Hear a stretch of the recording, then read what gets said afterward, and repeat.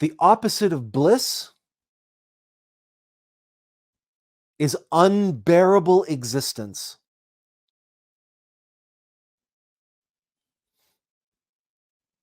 It's unbearable.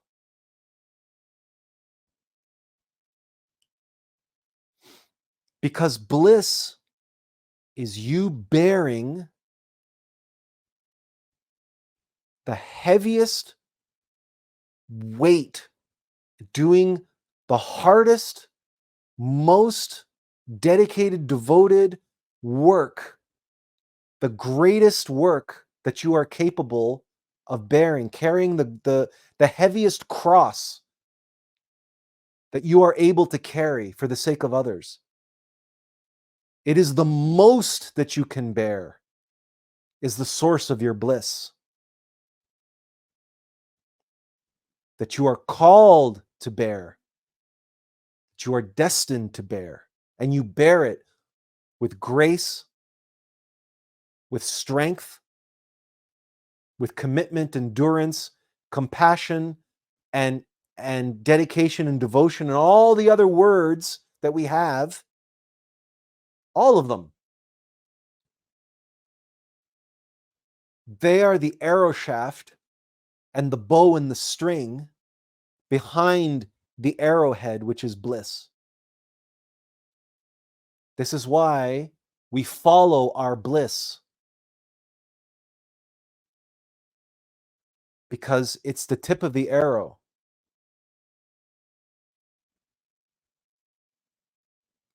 And everything else serves our bliss, because our bliss is here to serve everyone and everything else.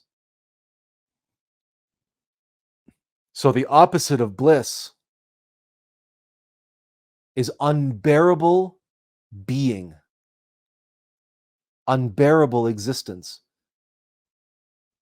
But really, not to put too fine a point on it, but to simplify it for everyone and in your own mind,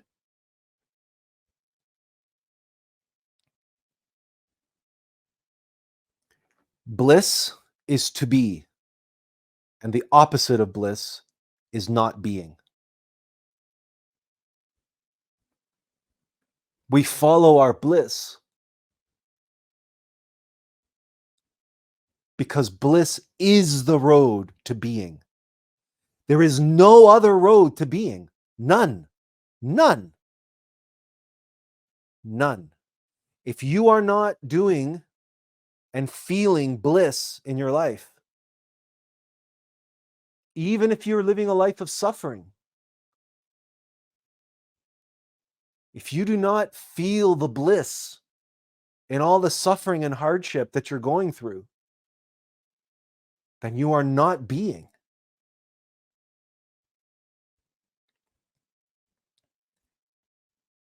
Fathom, use your imagination, meditate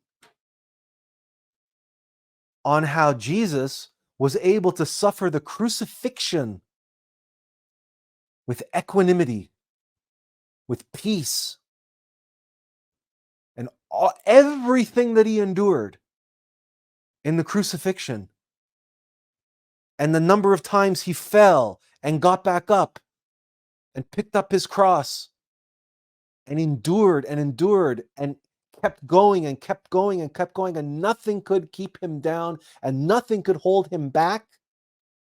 And he was walking to his death in the most horrific and terrible and painful way imaginable. And the humiliation and the scorn and we get so upset and perturbed about the shit that happens to us on social media. Meditate on the crucifixion. You want to talk about trolls? Imagine if you had trolls stoning you and throwing salt on you and all of your fresh lashes on your back and on your head, the crown of thorns on your head. Imagine if people were throwing salt and sand and stones and pebbles and rocks at you. How well would you do with those kinds of trolls?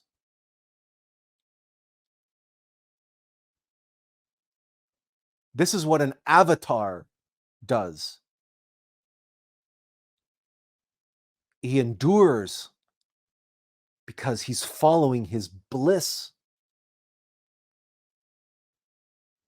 Because the outcome of that crucifixion and the death and descent into hell and freeing souls in hell, the outcome is the resurrection, the resplendence, being born a Christified master,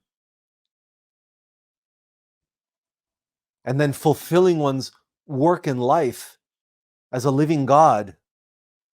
Well, imagine the fulfillment that comes with that, comes with being an avatar, a resurrected master. Imagine the bliss that one experiences to be a living God.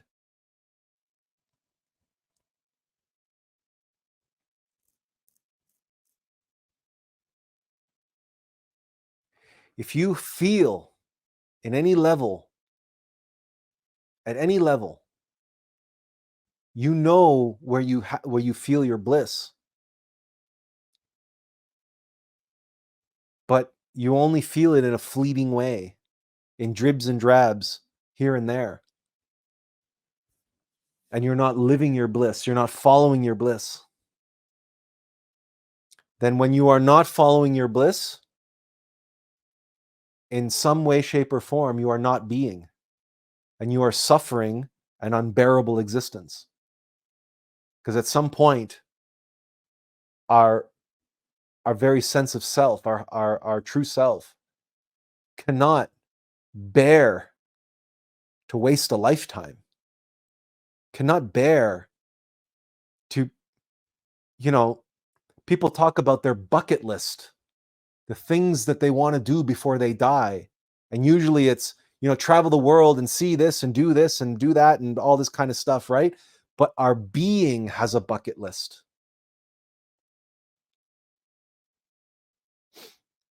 Our bliss comes when we are fulfilling that bucket list.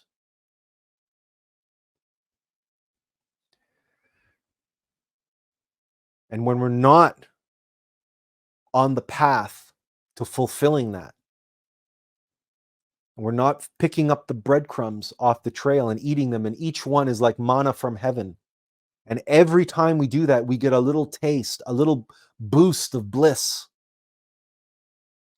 It's like a little 1/4 fentanyl caplet for the soul. If you want to use a really, really bad, crude analogy.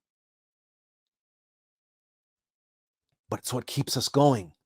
It's that little bliss that says, yes, this is it. This is, I don't know what exactly, but this feels right. This makes me feel, this gives me that feeling of fulfillment.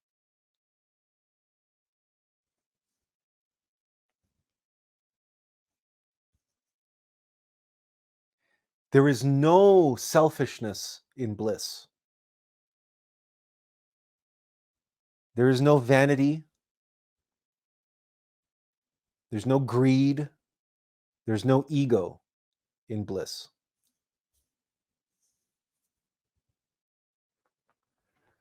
But there is a profound, profound sense of being, and being who and what we were meant to be, and doing what we were meant to do in this moment, whatever it is.